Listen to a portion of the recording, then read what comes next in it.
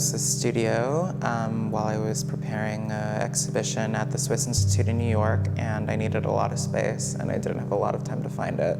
And through some looking and some suggestions from friends, they told me about Push, and that before it had been in this office building in Cliché, and that they had moved to this gigantic space with lots of room. I wanted to try and get in if I could. I used to have basically a studio of this size to myself, like without the walls, and that was pretty amazing. I've never had that, and it just let me change the scale of the work and change the way that I approach the work, and it allowed me to get messier because the mess could always be pushed to the hundreds of meters of studio that I didn't need to use at the time, and I think that that was a better working process for me. And I love the area, and I love that the Ponton Cemetery is right here. It's beautiful. I like to go take walks there. And there's a lot of great Tunisian food, so I'm pretty happy. I like to say that I organize myself in like a very almost like obsessive compulsive way so that I can make like a better mess. So I like to work in phases. I just finished a body of works on canvas.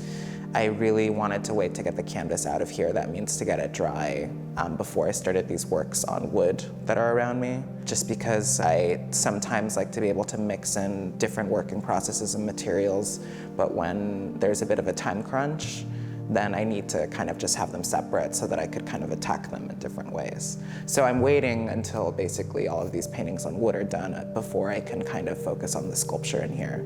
And that will also be the first time that I do sculpture in the studio, this type of sculpture with found objects. And then also definitely to throw some parties in here with my studio mates before I have to leave. But in terms of organizing myself, I mean, once we look around, it may look like a bit hectic and there's broken glass on the floor and cigarette butts everywhere, but actually everything's like very immaculately organized. Yeah. I like to work in the morning. I do intermittent fasting, so I usually don't eat until 2 p.m. So I like to kind of screw myself over with caffeine so that I can have this like manic like working stages before around 2 p.m. when I usually go across the street and have like a giant fish platter. But also the light hits here. It's the best in the morning, the natural light. Working with lighting in here, it was a challenge during the winter, of course, but that also impacted what the paintings looked like. But now that there's this natural light, somehow it allows me to work a bit slower because I'm not like fighting the artificial light so much. So I love working in the morning. There is a dish sponge here.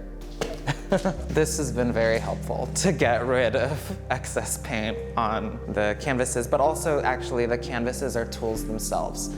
I do a bit of a monoprint process. Like let's say that there was too much paint on that painting, I would use a swath of canvas, usually a bit smaller, or I would unhook that painting off the wall and put it directly on top of another canvas and use pieces of wood, etc., to kind of squeegee out the excess paint on that canvas onto the other one, therefore kind of creating an almost perfect mirror image, but without all like the under layers of painting. And it kind of creates almost this stencil of the other painting, but then I put them both back up, and then they're these mirror images of each other, and it allows me to really work on them. But also I'm starting to really like it as an object because it's kind of starting to look like a donut. So with the sculptures, with found objects, the process of looking for them also has turned into work recently.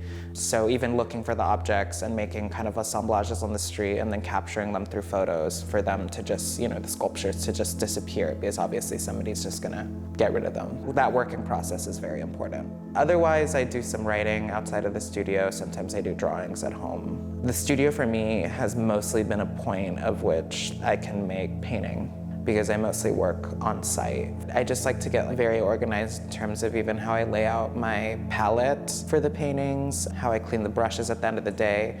Usually I try and get the excess paint off of the brushes by working them into another canvas and doing these kind of like line paintings, because I like to waste as little paint as possible. And then those canvases that I rub, you know, the brushes out of when I'm not trying to make like a figure or, you know, to work on like a painting, end up becoming almost these abstract paintings of these like cleaning processes. But otherwise, yeah, I mean, I just get super caffeinated and start listening to podcasts, and sometimes I'll dance in here if I'm by myself, and it turns into a full kind of exercise. Who can come in here? Well, my studio mates and friends, and because I'm friends with both of my studio mates, it's been so nice. But otherwise, you know, I try to keep it private because it does look kind of crazy. And then of course, when I make the sculpture, I'm literally usually like jetting gigantic objects into other things, and you know.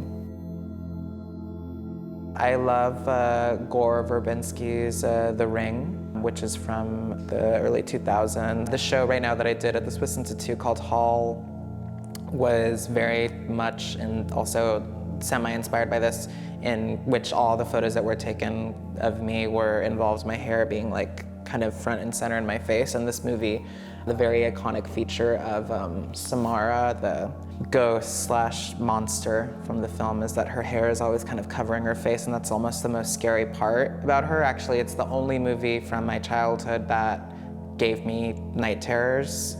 This, you know, creature like really freaked me out, where I had to be taken to the neurologist to make sure I didn't have like a tumor or something, because I was waking up in the middle of the night and sleepwalking out of the house and like screaming in the street.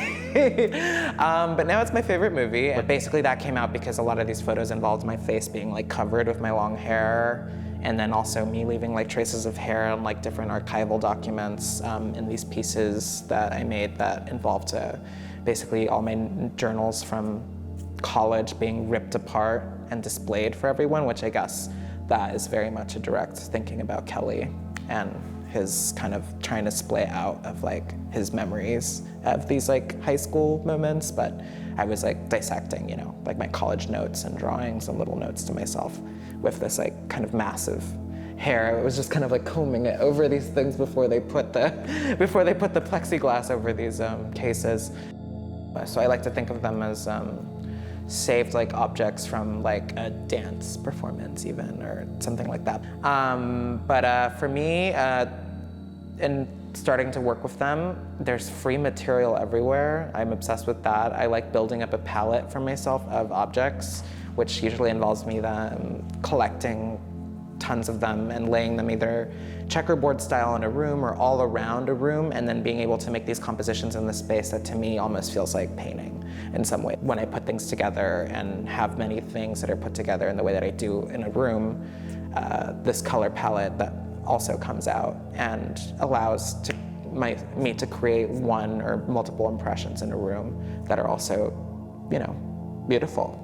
And, you know, these things, I think, in warping them and working with them and like kind of having a little party with them, I'm also able to kind of make them beautiful again, or just highlight, you know, what is like beautiful and like, you know, the decay and the wear and tear on these objects. So I guess in the difference to someone like a Duchamp, like nothing is priceless about what I'm doing, and things have been lost and should be lost in this process. I was receiving this art history through different, you know, decimations of like culture, and that was like, you know, a reference to like art in The Simpsons, or like, you know, different like, or like in jokes on like late night shows. I started making sculpture with found objects in the way that I do really in 2017. But it's very much, you know, I'm self-taught in painting. And it's become something that I really love to do because it allows me this studio time that I didn't have like immediately before that, because the sculpture was so much about it being on site and it being these specific processes that would take about, you know, week, 2 weeks, that I would space out with different invitations. But having a studio practice that, again, would fit in New York in the space that one is able to get there was important. And with more space has come more freedom in painting.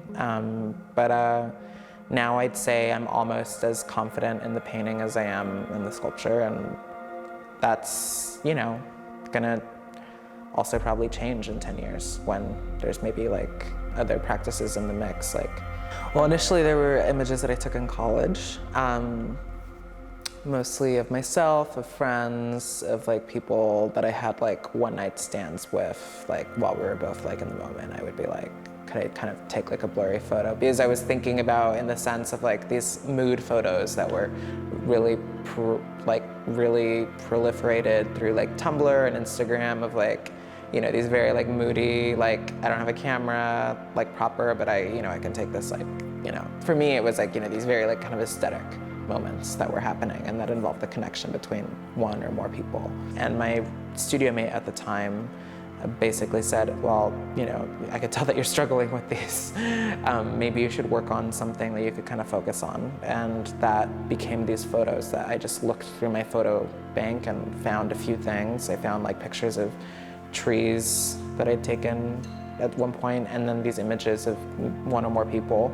And I kind of started working on them at the same time and found myself like very into like trying to paint these like body fragments that I had. Additionally, since then I've found other sources of photos that have involved like both like documentation from doctors' offices that I was like perusing at the time for cosmetic procedures that I was getting as well, of like how doctors kind of like position people to understand the before and afters of like plastic surgery and what they're aiming to do and like basically sculpting the body. And for me, in the way that these positions come across, they're almost like these classical compositions that we see a lot of like these, you know, classical Greek like statuary and things from like the archaic period, etc. That kind of feel like this kind of contemporary sculpture of like what, you know, body modifications can really do, which obviously not obviously, I'm a fan of them. Yeah, I mean, I guess people right now are calling these places like liminal spaces or the back rooms, which are like spaces and rooms in architecture that seem like you're not supposed to be there or seem like they were kind of created unintentionally, and they have like almost I would say like a menacing aura to them of like, why am I in here? Or like when you find like kind of like a weird vending machine in some hallway, like that is just doesn't even feel like part of the building. I'm definitely interested in that for the same reason that I'm interested in, I mean, I create these rooms very intentionally.